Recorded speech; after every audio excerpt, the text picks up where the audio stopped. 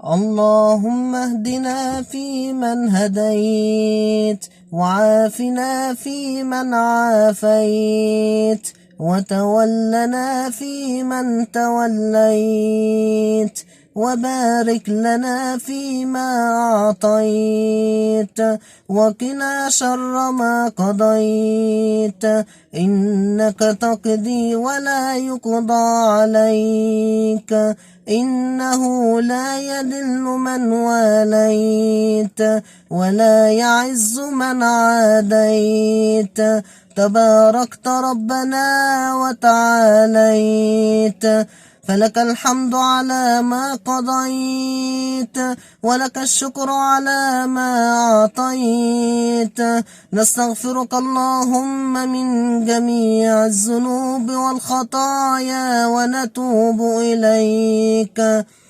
اللهم اقسم لنا من خشيتك ما تحول به بيننا وبين معصيتك، ومن طاعتك ما تبلغنا به جنتك، ومن اليقين ما تهون به علينا مصائب الدنيا، ومتعنا اللهم بأسماعنا وأبصارنا وقوتنا ما أبقيتنا، واجعله الوارث منا، واجعل ثأرنا على من ظلمنا، وانصرنا على من عادانا، ولا تجعل مصيبتنا في ديننا، ولا تجعل الدنيا أكبر همنا، ولا مبلغ علمنا، ولا إلى النار مصيرنا، واجعل الجنة هي دارنا،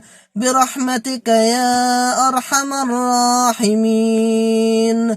اللهم أعز الإسلام والمسلمين،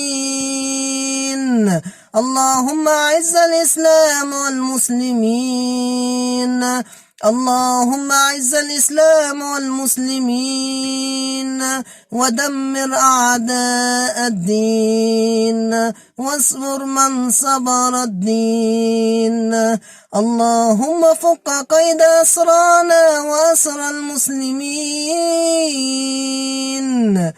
اللهم فك قيد أسرانا وأسر المسلمين، اللهم فك قيد أسرانا وأسر المسلمين، برحمتك يا أرحم الراحمين.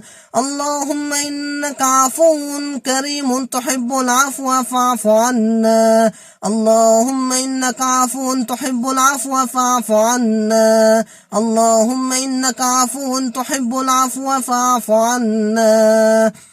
اللهم اغفر لنا وارحمنا وأعتق رقابنا من النار، اللهم اغفر لنا وارحمنا وأعتق رقابنا من النار، اللهم اغفر لنا وارحمنا وأعتق رقابنا من النار، برحمتك يا أرحم الراحمين. وصل اللهم على نبينا محمد وعلى آله وصحبه والتابعين.